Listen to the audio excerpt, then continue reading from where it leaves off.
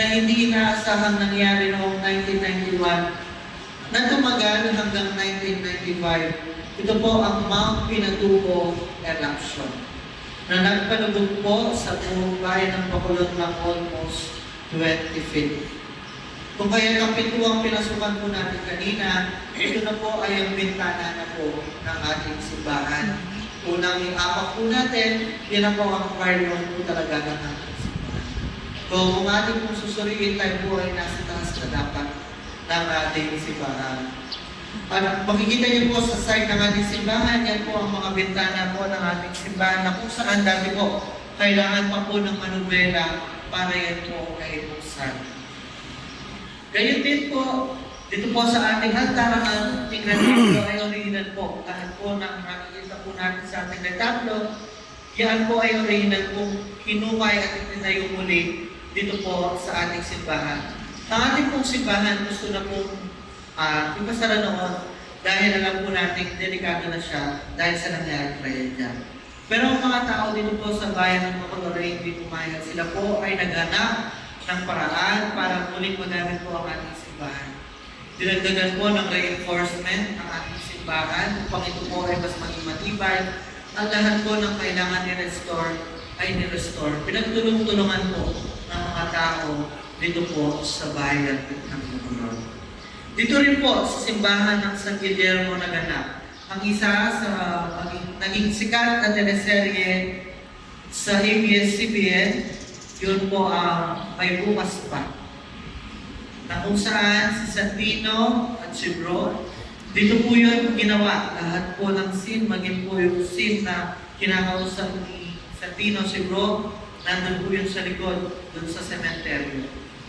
Mamaya po, pwede po kayo pumasok sa ating museum, makikita niyo po nandun po si Bro.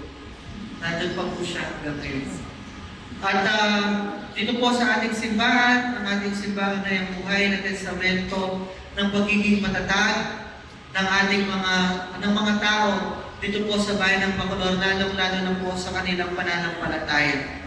Nanatili pong nakatayo ang ating simbahan simula noong naging kapital ng Pilipinas hanggang nagkaroon ng trahedya na dito po ang ating simbahan. Nakatayo pa rin siya.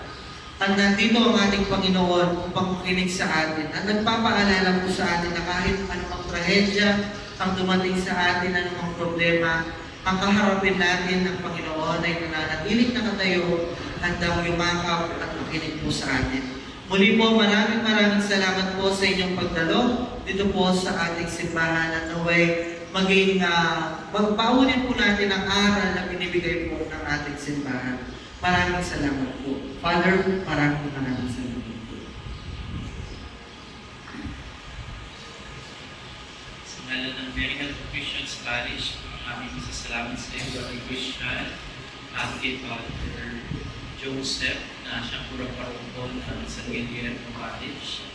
At tunay ito na kagaya ng sinasabi ni Christian sa atin, ito pong nangyari sa simbahan dito sa Bacolod ay hindi lamang basta saksi ng isang trahedya o ng isang kalamidad, bagos saksi talaga ng pananampalataya na hindi mag-iiba dahil sa pahayag ng pagmamahal ng tao sa Diyos at hanggang sa kasalukuyan pinupuntahan ng simbahan nito bilang paalaala sa atin.